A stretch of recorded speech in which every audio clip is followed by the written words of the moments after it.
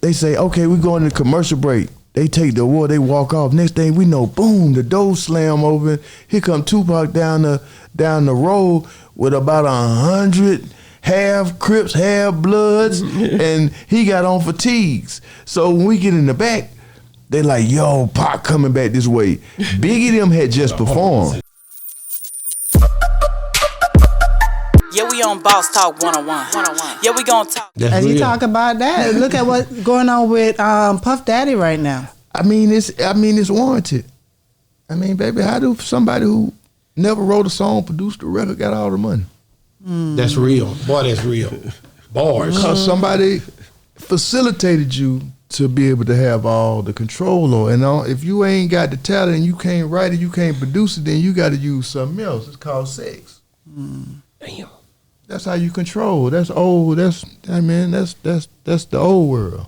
But if think about it, a person that don't got the talent is gonna be more demonic, more evil, and more heartless when it come to taking something from somebody, because they can't produce nothing. That's real, man. You've been in this business a while, so you've seen a lot. Yeah, I mean, that's why people got mad at me in the dialogue conversation. I said, check this out, bro. I ain't never put my name on nobody else's work. I ain't never took nothing from nobody, and I ain't never stole nothing from nobody. Now, can you say that about most of these people at the top? You can't. You can't. So if you got all these people up here hollering this, I'm the greatest, and then you look down the did you write that? You didn't write that? Well, how you write that?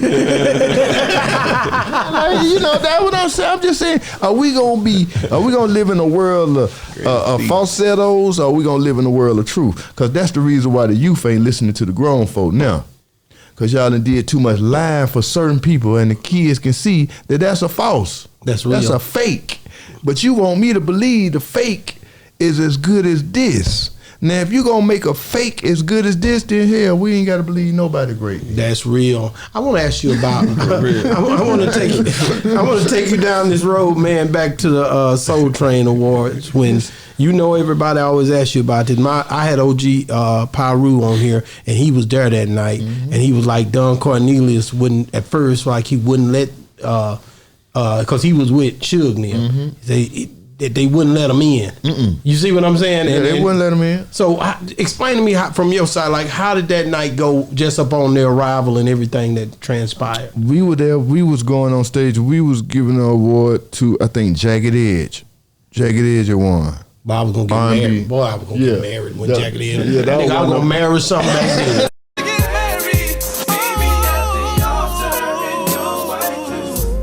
You know what I'm talking about? Man, every nigga think he was in love. Turn that shit off, man. That was the song. Yeah. So we giving them the award for that. And they say, okay, we going to commercial break. They take the award, they walk off. Next thing we know, boom, the door slam open. Here come Tupac down the road with about 100 half Crips, half Bloods, and he got on fatigues. So when we get in the back, they like, yo, Pac coming back this way. Biggie them had just performed. Biggie had just performed. I think it was one of his little records, and he was walking in the back. I remember he had on a tuxedo, so it was one of them Faith, I think him and Faith record. It was one of them kind of R&B records. So he wasn't even in no hip hop kind of guard. He was dressed up. So we was kind of like standing here. Pac see us. He like, yo, what's up? Goody. So was Pac in without Suge? He was already in, or was he? Or was Suge? They all came in together. They were all together. They all came in together. Pac was just in the front, and everybody was following Pac. And once Pac walked right through the auditorium, everybody like Tupac. He walked past the seats and walked and went in the back. So all the people follow him. So just imagine that we standing here and he walks up like, Gippy, what's up? And while he talking to us, he looked like this and he see Big. He was like, there go that fat motherfucker. And that's when he started going, he started doing it. We sitting there like, oh, yeah. And that's when Don Cornelius came out like, hey, bro, Suge. And he pulled Suge to the side, and that was the first time I ever seen Sugar Bear rounded up, but he rounded it up that night. He rounded it up. He made everything get right. Yeah, but that's all he did. That's all he did. Hey, He knew, cause Don Canese kind of gave him that look like, hey man, you tear my shit up now, it's gonna be a different set of troubles for you now. He ain't gonna play with him. Like, look now, you know, Take it outside. them children, this is my shit. That's right. And you know, the rank fell, you know, and he was like, okay, you right. Hey y'all, this shit gonna get my view. So it for me personally, like him, Don Canese, and another person that really, really did a lot for the industry that people don't talk about, and that's Barry Hankerson. Yeah. Who's that? Aaliyah's Oh, okay, got it. That's the one that I told talk about him on the show all the time. That's like that's who reared Suge. That's who reared a lot. Jimmy Henchman. Yeah. So I was with that crew. Yeah. I was with him. So it's like, OG stay here. You know, Barry Hankerson stay in he Atlanta. stay right here in You know Atlanta. what I mean? So it's like, for me personally, I just look at the ones who are renegade, Jay Prince. I look at everybody. When I look at Luke, when I look at Jay Prince, when I look at everybody who was successful outside of what people say is the nucleus, which is New York, they don't get the same respect for building their empires without the corporate people's money. Everybody in New York had the corporate people money. People in the South had to put their own money up. Man, but don't you think that helped the game because of the way even to this day? That's why they sleep when we've been awake for 20 years. That's right. They've been asleep. Like I be like, man, what you talking about, man? The game been over. Wow. The game. If it was a war between us and y'all, and it was about music, man, that been over, man. 20 years ago, man.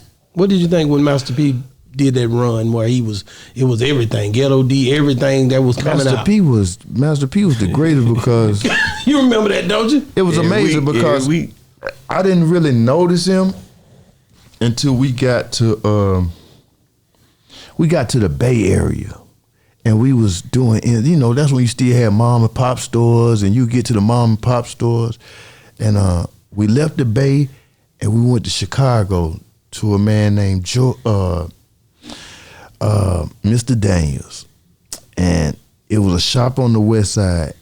And we walked in and P had 50 albums on just one wall. And I was like, hey, man. Hey. You know, he was like, bro, dropping the album every month. And I remember you gotta understand, Master P beat Goody Mob. Man, I got the hookup beat our second album. And we thought, we wasn't mad, but we just didn't understand. You see what I'm saying? Because we were coming at it another place. I've never been able to go into the studio and do this gangster music that these folk was able to push. And now that you know 20 years later, these folk was telling them folk, go do that. That's what we looking for right there, that gangster shit right there. Yeah. And the whole time I'm standing doing that, I'm doing songs like Guess Who? You in some arm. The first to change your diaper when your stomach wasn't calm. Your mama with that drama. By my mama coming to get me. Like we doing soul food, we doing self therapy, we trying to teach. And at the same time, now 20 years later, you sitting up here like, damn. Yeah, we on Boss Talk 101. Yeah, we gonna talk.